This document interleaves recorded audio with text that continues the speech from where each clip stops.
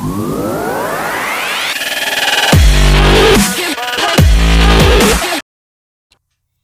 guys, Arcon here, and today we're going to be carrying on with, I guess it's an F1 analysis or review, my review, whatever you want to call it. And today it's on the Hockenheim Grand Prix, Germany.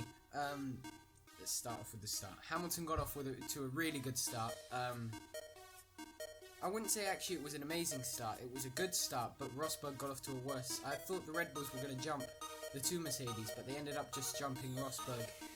And then Hamilton seemed to have got away really well. I don't know what happened with Rosberg. But anyway, so Verstappen and Ricciardo jumped Rosberg at the start of the race, and then Verstappen went round the outside of Ricciardo into the first corner, which was amazing. I thought he was going to run off the track and just, because he did run onto the outside of the track, the dirty side, and I thought he was going to carry on out and let Rosberg back in, but he didn't. He went onto the curbs, and Ricciardo ended up in third. Now from then on, Verstappen managed to keep Ricciardo behind for the first stint. Ricciardo was managing to keep Rosberg behind as well. It was surprising because the Mercedes was so much quicker in qualifying and the race, but for some reason yet again Rosberg loses out into the first corner and just can't do anything about it in a faster car. Unlucky for him in Germany, but I don't care. So yeah, Hamilton went off into the distance. Verstappen stayed behind and managed his tyres the same as Hamilton did when he got further away. And then I think it was Ricciardo managed his tyres, but then further on into the stint, surprising as well was Williams with Felipe Massa, because I mean Williams, I remember last season I think it was, or maybe the season before, when Hamilton started from last when he got a penalty. He was stuck behind the Williams, and because of the too many straights, because of Williams' straight line speed, it was really hard to get past them. But for some reason this season Williams aren't having a very good season. We then got into the pit stop, and Rosberg's pit stop was slow. For the first time, Rosberg's pit stop didn't work. I think it was the left rear tyre didn't go on quick enough.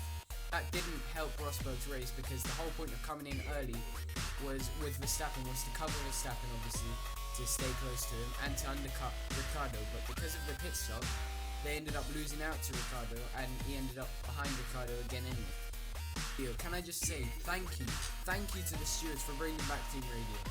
I know sometimes it doesn't help because it's helping the drivers and they shouldn't have so much help, but because they're back, it helped out a lot, because Hamilton, at one point in the race, he asked how far behind Ricciardo was. Now, before the team radio was allowed again, they wouldn't have been able to ask that, so you're completely lost in your race. I mean, they have no indication of how far behind he is or nothing, so now they do, it helps you. Now, at one stage in the race, it was the first stint, everyone was complaining that the super softs weren't lasting long enough, but Hamilton was still setting fastest laps, so that wasn't bothering him much. But yeah, they weren't lasting long enough for anyone. I mean, they said that they should get to the 15th lap, and I think Hamilton got to the 14th lap while setting fastest laps, so I don't know why everyone was struggling. He obviously wasn't, so I don't know why everyone else was. Congratulations to McLaren, they're finally improving their car. I mean, Alonso sounds confident again. I haven't heard Alonso sound that confident in a while. He came onto the team radio and he was like, "Oh, we're gonna come into the pits, we're gonna lose positions, but we're gonna recover it. We'll recover anyway." I mean, that's him being confident that he can overtake. So finally, McLaren are getting better, and Alonso's getting confident that he can overtake drivers. So obviously he feels the car's getting better as well, so that's good for McLaren. It was cool to see everyone splitting strategy as well.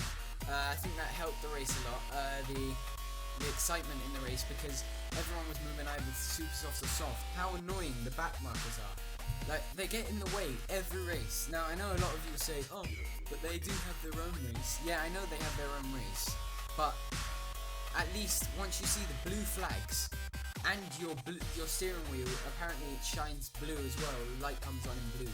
If you see that, just move over. I mean, the guy you're racing for your race is going to have to move over as well, so I don't get why they do that. I mean, they will end up with a penalty for not moving over anyway, so it will ruin their race anyway, so I don't know why they don't move over. I mean, they didn't get a penalty this race, which was wrong, because Gutierrez, I think it was, just wouldn't let anyone pass. He was like, no, I'm not moving, you can go past me. I mean, it was just wrong. I mean, Button came on the radio and complaining. He thought he was only doing it to him, but for some reason he must have done it twice, but he was doing it to everyone, and I don't get why he didn't get a penalty. The stewards were wrong there. They need to really get down on this blue flag rule, because it's just not helping everyone's race at the front. Let's get on to the penalty. Yet again, Rosberg forgot to turn. He just went down the inside on the DRS straight. If you haven't watched it, he went down the DRS straight. He went to the inside of Verstappen from a late move, dive bombed him, and locked up. And it was basically an action replay of what he did to Hamilton in Austria, except he didn't hit him this time. So maybe he learnt a tiny bit of his lesson. But I mean, it was so obvious. They showed the onboard camera, and he just goes straight towards the outside of the track. I mean, I think someone needs to let Rosberg know that you need to overtake someone on the track, not off it. You need to be on. That's the whole point of racing. Martin Brundle and David Croft were like, oh no, I don't think that should be a penalty, that's what we want to see. But it's not what we want to see. We want to see overtaking. Not forcing another driver, a young driver, a very good driver, off the track just so you can overtake him, because you can't overtake him on the track. It's not right. It's not fair racing, and I don't get why they were agreeing, and they were complaining that they shouldn't have given Rosberg a penalty for it, but I think they should have, and he did get a penalty, so round of applause for the stewards. They finally got it right. They finally gave Rosberg a penalty within the race and not after it, so that he doesn't lose any positions, and it helps Verstappen get past. Now, with the penalty, I'm sure, correct me if I'm wrong, but I'm sure I saw in the bottom of the screen, I heard the commentator say he had a 5-second stop-go penalty. And I saw Rosberg got 10 seconds. Mercedes stopped him for 10 seconds, so I don't know why they did that. It hurt his race even more, which was good. I'm happy with that. Gets him further back, and Hamilton continues with his championship points and his amazing run of 6 in a row now. So Verstappen got past, which is what we wanted, it's what the stewards wanted, so the penalty worked, and it ended up that he was behind the Red Bull that he tried to overtake wrongly, and he ended up just staying behind him the entire race. So yet again, Rosberg showing that he can't. Now, Rosberg was annoyed about the penalty. He was like, oh no, I had full lock. No, I don't know if he was talking about the brakes, but if he was talking about the steering wheel, you can tell on board he never had full lock until he was nearly off the track. Till Verstappen was on the outside of the track is when he full locked his steering wheel. So I don't get why he said that. He never even attempted to turn into the corner, so yet again he must have forgotten to turn.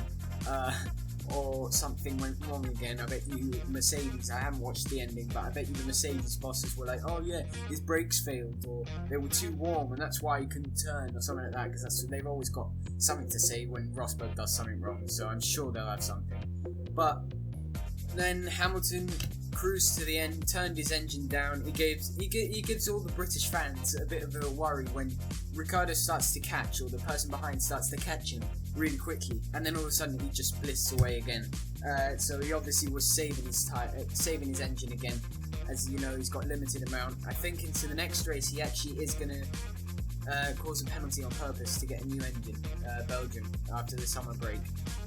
Because he thinks he can win from the back. So I think that's what I heard, that he's going to do that in the Belgian race. So hopefully he can win from the back. That would be really cool. And for once, after the race, Niki Lauda actually said that Rosberg did something wrong and he deserved the penalty.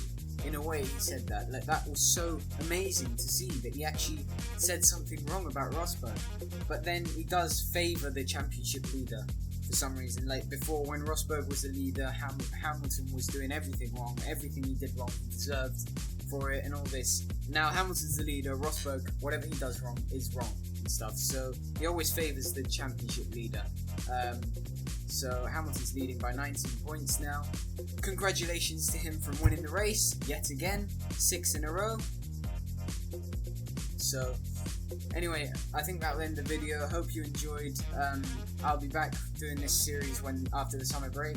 I'll continue doing videos, so subscribe if you're new, and like if you enjoyed the video, subscribe, and peace.